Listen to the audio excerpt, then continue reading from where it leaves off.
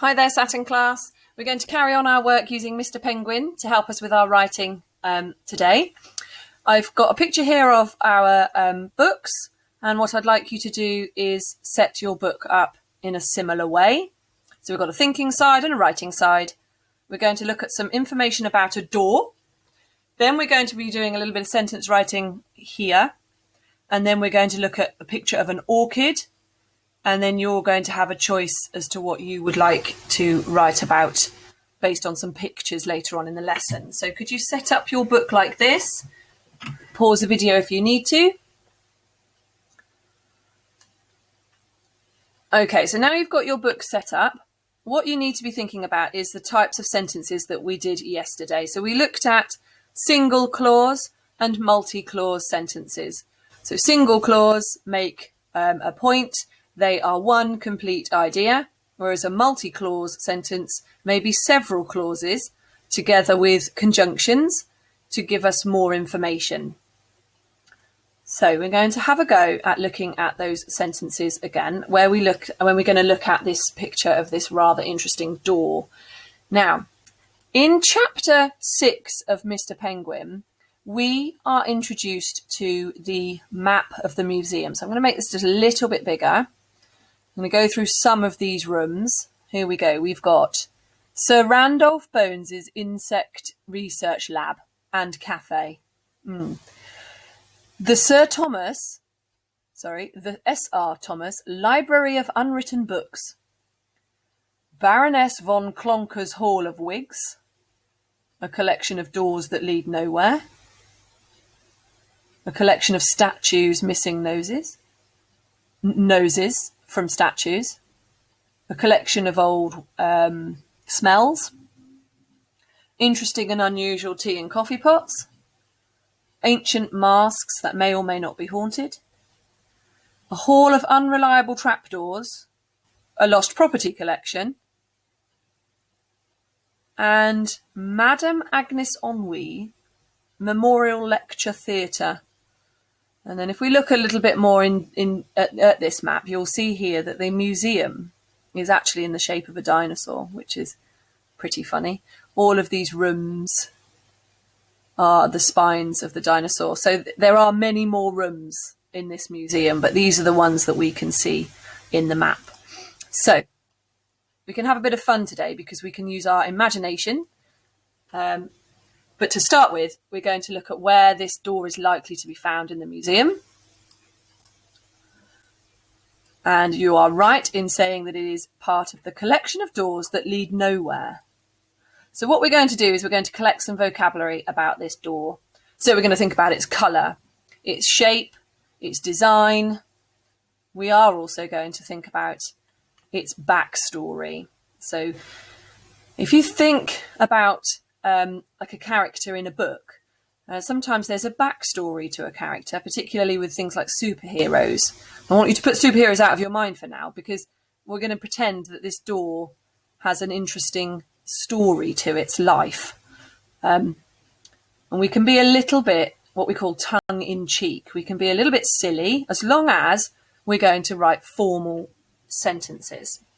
So I'm going to start you off with just thinking about colour, pattern of the door, colour and pattern. So we can see, can't we, that it's blue. Could we be a bit more precise about the type of blue? Because we've done colour thesaurus before. So we could have royal blue. Royal blue. Is it bright? Is it faded? Is it scratched?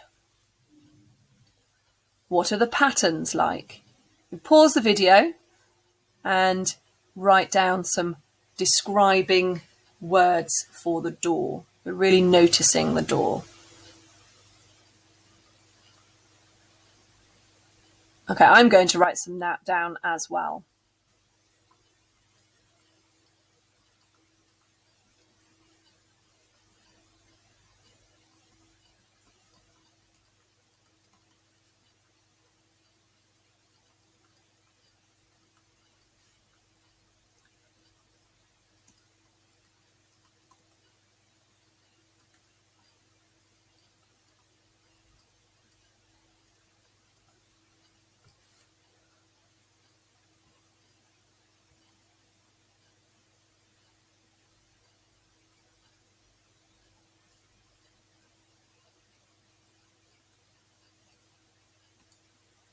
Okay, so you can see that I've written some extra words. Faded, yeah, it's not bright. It's definitely faded. Sun faded, maybe. Sun bleached. Oh, interesting, I like that. Sun bleached. Because it may not have come from this country. It may have come from a hot, sunny country. It certainly looks almost French in many ways. Here we go. We've got geometric pattern. The word geometric is a maths word to describe shapes. So we've got the shapes of rectangles and triangles. And we use that word, geometric, to describe a pattern that is shapes. So we could say shape pattern, but the actual more formal term is geometric, and we could have the word pattern or design. Geometric pattern, geometric design. Well done. It's intricate metalwork. Intricate means very detailed. We can see swirls on the metalwork. I've gone with the word antique. I could have had ancient or old, because it does look old, does look ancient, but I think I'm going to go with the word antique. I think it fits more with the idea of a museum. But if you have ancient or old, then well done. You might like to pinch or magpie my ideas, which is absolutely fine. That's how we learn. Okay, now, do you remember I said we're going to look for a little backstory of this door? So the things we need to think about are who may the door have belonged to? Because quite often with museums, very important people like this S.R. Thomas or Baroness von Klonker or Sir Randolph Bones, very notable people, famous people, maybe rich people, may have donated or gifted the items or the artifacts to the museum so that people can come to the museum and enjoy looking at them. So what I want us to do is have a think about who may have donated or gifted, in other words, given the door to the museum. So all I'm going to do is write the notes, and you're going to pause the video and have a go at your own ideas for where the door may have belonged or who it belonged to. You're going to think about what it's made from. We know we've got wood and metal, but can we be a bit more precise? Maybe it's made from the oak trees from distant mystical forests, or is it made from pine or mahogany, a type of wood maybe? Now, the next thing we're going to look at is what there might be evidence of on the door or around the door. Maybe here there's like a little cutout bit. Could that be evidence of a trapdoor? Could it be evidence of a long forgotten cat flap? Pause the video and have a think, and write some things down as well.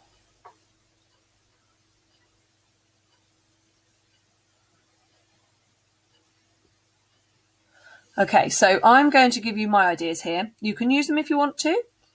My door is going to have belonged to, I could use somebody from the original museum, Sir Edward Farquhar Harsons. Wow, that's a long word. I don't think I'm going to go with that, but I am going to go with this instead. I'm going to choose a fancy name for a lord, and I'm going to use the word Marquis. Marquis of Weymouth. Now, a Marquis is like a lord. The Marquis of Weymouth. You could have the Lord Yeovil of Somerset. It's made from, my door, the way I'm going to describe my door, it's made from pine from, now I've got a twirl in front of me, so I'm going to go, a pine from the Cadbury Forest. Oh, that twirl is for later. Made from the pine from the Cadbury Forest, the pine of the Cadbury Forest. Oh, forest, you need that bit.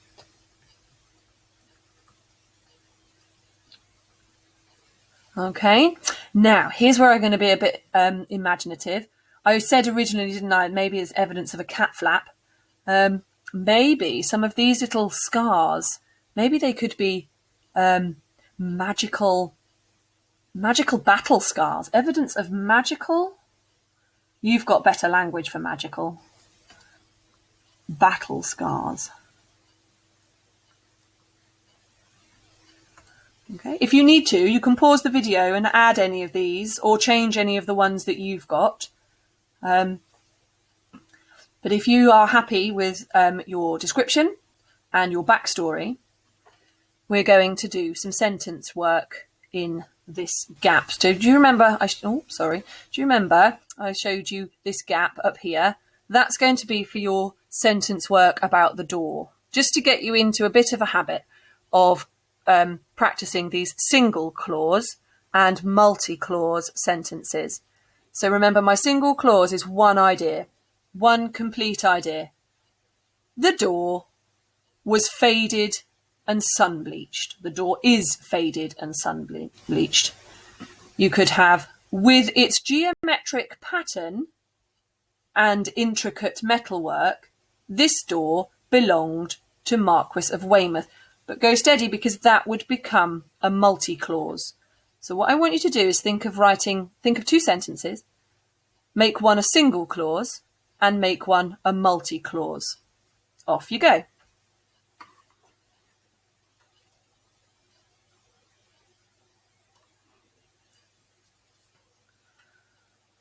Okay, well done on your sentences. Do check they have full stops and capital letters, and also check that they make sense. Do check your spelling as well. Today's task is going to be all about writing a museum label. So we are going to use our single and our multi-clause sentences, and we're going to look at museum labels. Now, you may have been to a museum before, and you may have seen lots of labels, read them, been intrigued by them. This particular label is from the Hall of Royal Mouldy Food. Now, that wasn't on the original map of the museum, but it was one of the rooms that you may not have seen on the map. So we've gone a little bit what we call, as I said, tongue-in-cheek. So it's a bit silly, but also very formal. So it's intended to be a little bit daft. We are going to create our own based on some pictures that I'm going to show you. So we'll collect some language in a minute. Here we go. We've got the Hall of Royal Mouldy Food, and here's a mouldy lemon. Now, I don't know about you, but I'm not sure I'd want to go to a museum to see that. However, the backstory, just as we had with our door, the backstory of the lemon will be quite interesting. So let's read it. Citron lemon.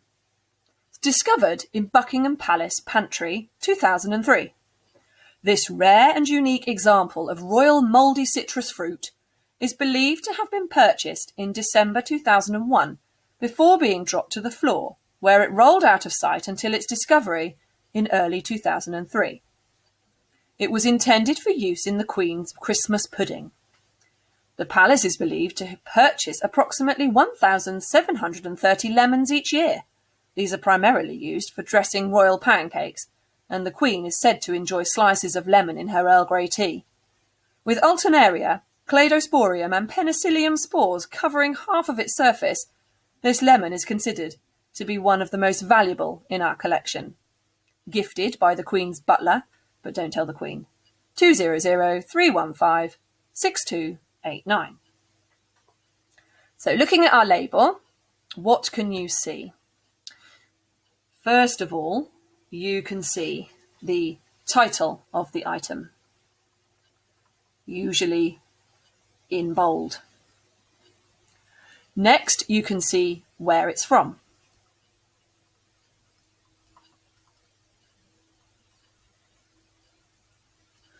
Okay, again, usually in bold. There would be a date. The date here is where it's been acquired by the museum, because if you remember reading, it was purchased in 2001, but its early discovery was 2003. So that was where it was given to the museum. That's the date at which it was given to the museum. Now, the details here are in a paragraph.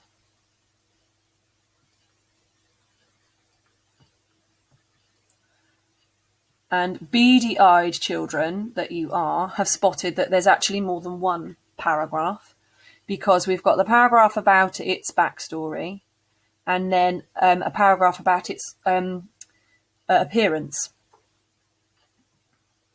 And then we have the name of the person who donated it.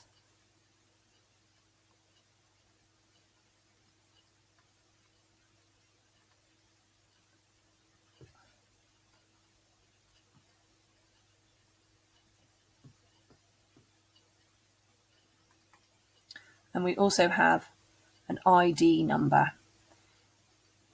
Because in a museum, there would be lots and lots and lots of items, and each one would need an ID number. So we're going to use this idea to help us to write our own label. And I'm going to show you just a couple of examples here, because you can see here a scarab beetle. There is a label underneath the scarab beetle. We've got the title in bold, the paragraph. And we've got some funny examples here as well. Over on the right-hand side, these are the labels for some cuddly toys. They're quite fun. This one here makes me giggle. This is a drawing done by somebody's toddler on a wall. Now, if you've ever drawn on a wall, you'll know that's not where you draw, but this family have found it quite funny to put a picture frame around it and call it art. And they've written a label. And the label probably says something like wax crayon on painted plaster, donated by baby Maisie. And then on this one makes me giggle too, because this one is in an office block. So somebody's office, but they've had contractors who've come in and they've taken part of the wall away and left it there, left it like that. And it's called Exposed Wiring and Controls. And you can see there the plug socket and the controls. And they've just left it like that. And so this person thought it would be funny to write a label. A daring interpretive piece. Exposed Wiring is a series of unfinished works. I find that quite funny. Mixed media, copper and plastic on brick wall. So they've kind of tried to make it amusing and funny by making it look like artwork. I bet he's a fun person to work with. Right then, let's have a look at what we're going to do today. In your books, you have got a section marked orchid, which you may have written down orchid already. We're going to collect some language for our orchid. You've also got a selection for your choice as well. So we'll come on to that bit in a minute. But what I'm going to do is get you to have a go at looking for language for the orchid. So we'll just move these out of the way. And as I do so, you can have a little nosy at them. Okay. But what I'm going to do is we're going to collect some noticing adjectives and touching what it feels like, the orchid. We're going to collect some precise verbs. I'll give you a clue about how it was gifted or donated. 2 words. That's really all we need for that one. And then we're going to think about conjunctions that we might use in our sentences as well. So you're going to have in your orchid section quite a lot of language, hopefully. And then what we'll do is I will model writing a paragraph about the orchid. However, you may decide, well, Mrs. Buck, the orchid is all very well, but I rather like the look of one of these objects. Okay, and that's absolutely fine. You'll get the chance to have a go at that in a minute.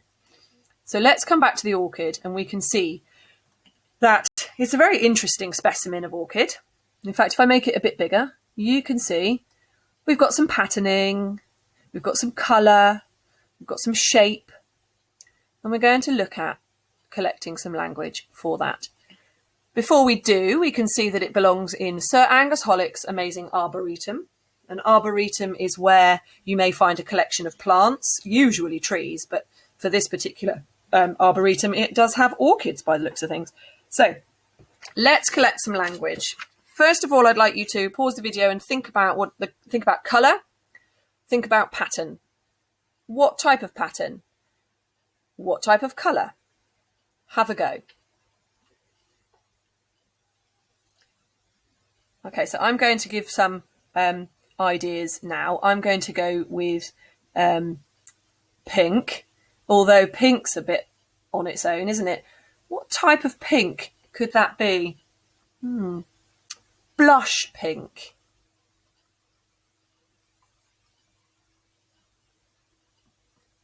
Lime green. I think we can agree that there's lime green sections, lime petals even. Mrs. Buck, petals, lime petals. I'm going to have to write that down because I know I'll forget that.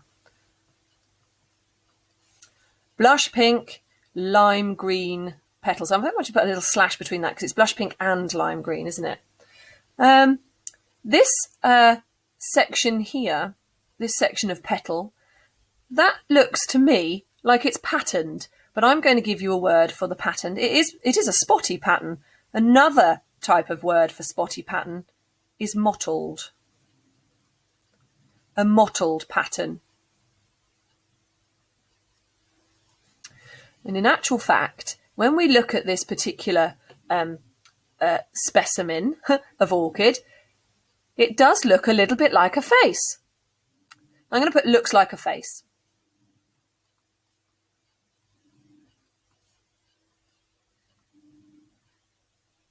Okay, so I've got 3 ideas here. I'm going to think about what it might feel like now. Again, in the same column, the same box, it may be waxy. You pause the video and see if you can think about what it might feel like.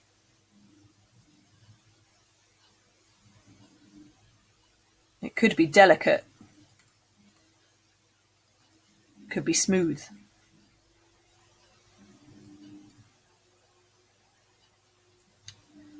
Okay, now we're going to think about the gifted or donated. It's gifted by or donated by. Who could have given the museum this interesting orchid? Let me have a think. I'm going to go with gifted by, because we need to come up with its backstory now. Gifted by, well, we know Sir Angus Hollick. It's his amazing arboretum. We could use Sir Angus Hollick. Who could it be gifted by? Maybe it could have come from the Queen's Garden even. Maybe that famous Lord Somerset. Yes, I like that. So that is who it could have belonged to as well. He may have gifted it to us at our museum. Just going to come back to this one here. Looks like a face. Yes, it does look like a face, but can we be a little bit more precise here? Do you think we could think of a better phrase or word for looks like a face? I think I'm going to underline it and change it. I think I'm going to have resembles.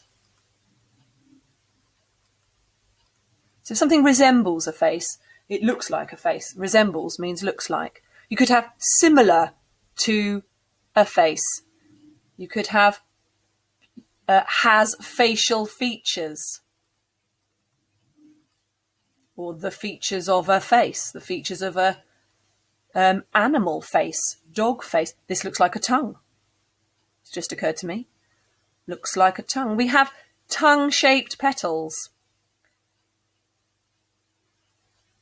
So rather than looks like a tongue, we're just going to tweak that to tongue-shaped petals, or at least one tongue-shaped petal.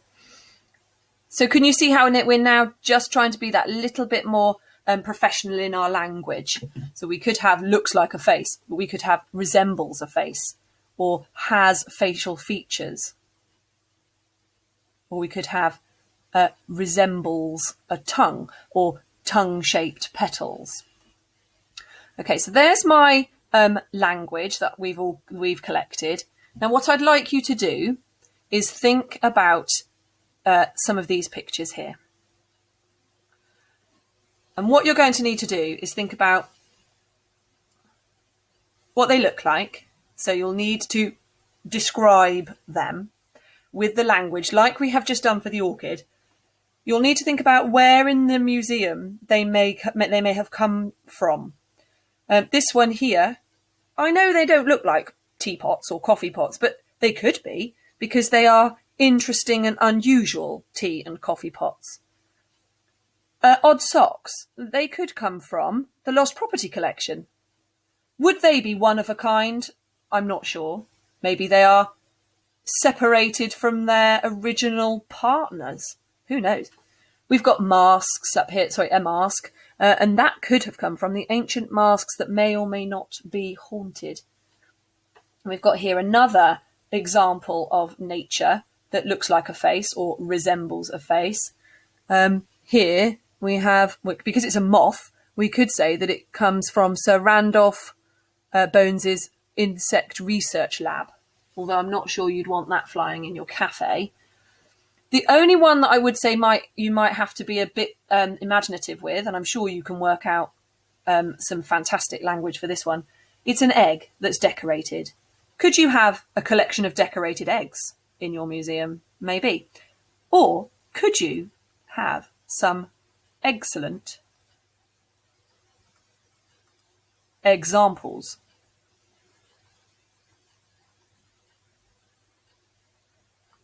of eggs? That's made me chuckle. So we've just changed the X in excellent for excellent and examples. So that might be something that you could have a think about, where that may have come from, what it looks like, the pattern, what it might resemble, that fancy new word. Okay, pause the video and collect some language about one of these items.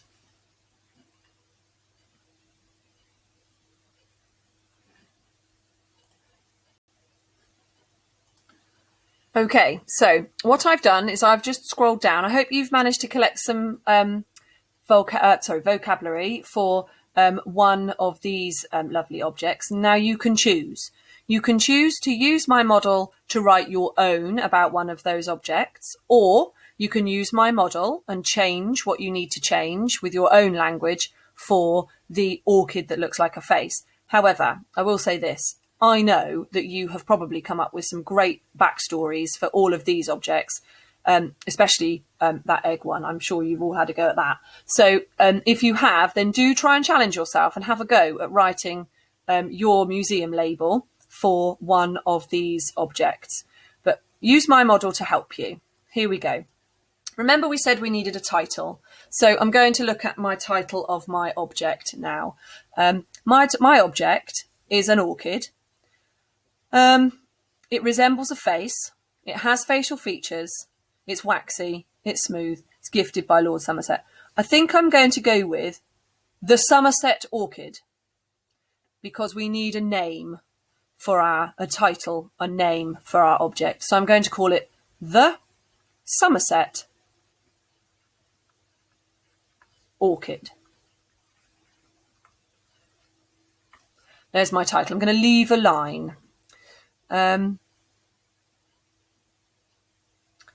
going to need to describe my orchid now. It is, I've just thought of a word that I can actually add to my list here. Rare, unique, because it looks like resembles a face. It's rare. And I also might decide to just use this phrase as here, one of a kind. Can you see there that rare and unique do come up with, do mean one of a kind, but it just gives me a few more options when I'm doing my writing. So if you need to, pause the video and add those to your list of vocabulary for any of your objects, in fact. Although one of a kind for a pair of odd socks might not work. I'll leave that with you. So here we go. I'm going to start my model. This. Rare and unique orchid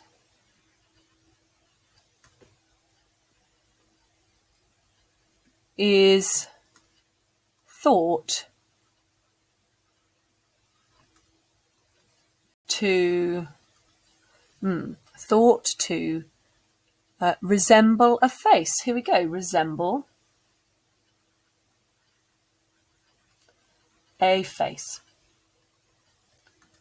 So I've started there with a single clause sentence. This rare and unique orchid is thought to resemble a face.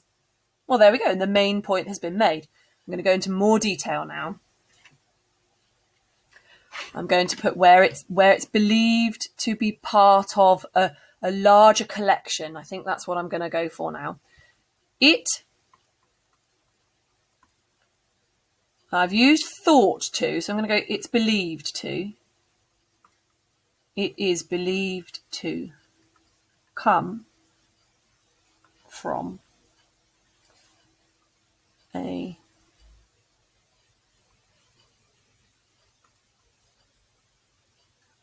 collection, a larger collection, I think.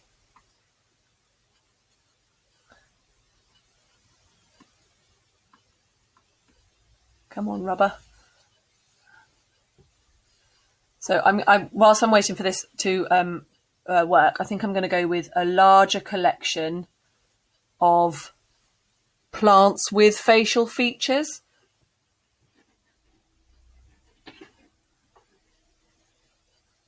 Oh, yeah, I think that's what I'm going to do. It's believed to come from a larger collection.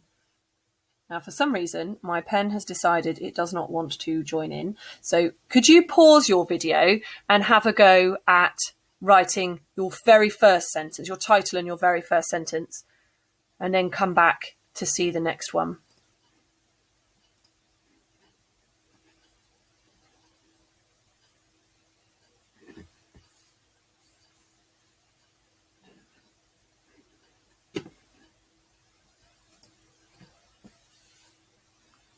There we go. A larger collection of plants with facial features. And I'm going to make myself a multi-clause sentence here. And it's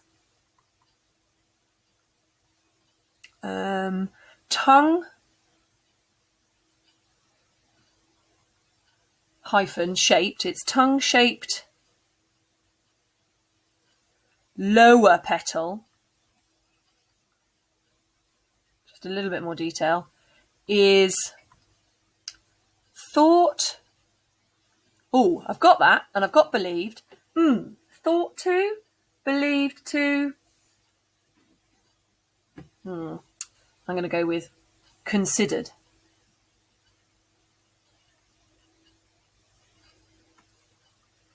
To have a waxy coating, maybe, or a delicate smooth waxy coating. Is thought to have a smooth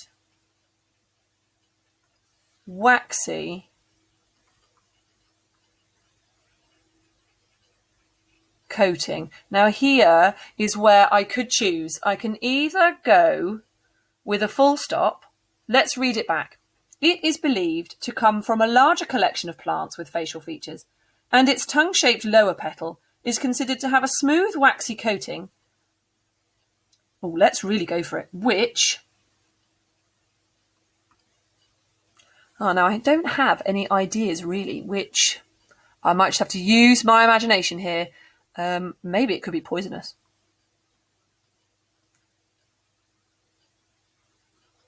Maybe one of you probably thought of that already, I should think.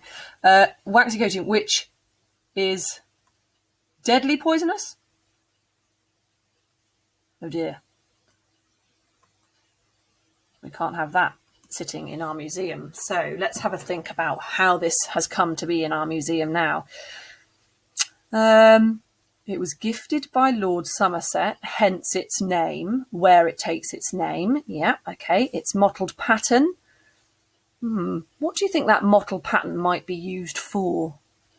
Could it maybe attract its prey? Maybe it's like a fly trap. That is up to you, I think. But here's where I'm going to go with it. Gifted? by Lord Somerset in, or let's give it a date, 2001, comma, it's an interesting way of starting a sentence, gifted by Lord Somerset in 2001, the orchid was named after his son. Gifted by Lord Somerset in 2001, the orchid was named after his son, so he could always remember, now here's where I'm going to get quite cheeky, what he looked like.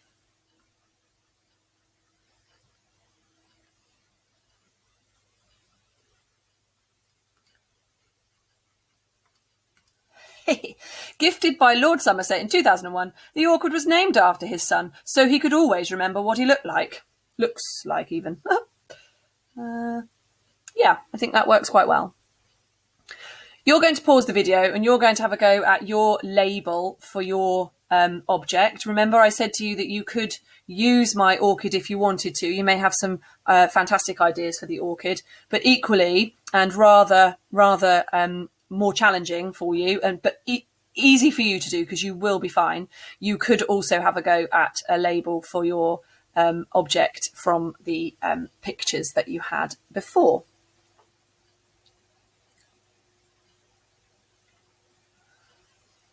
One other thing, we just need to add the number. So we know it was gifted by Lord Somerset, so we don't need to actually add that little section in, but we could put ID.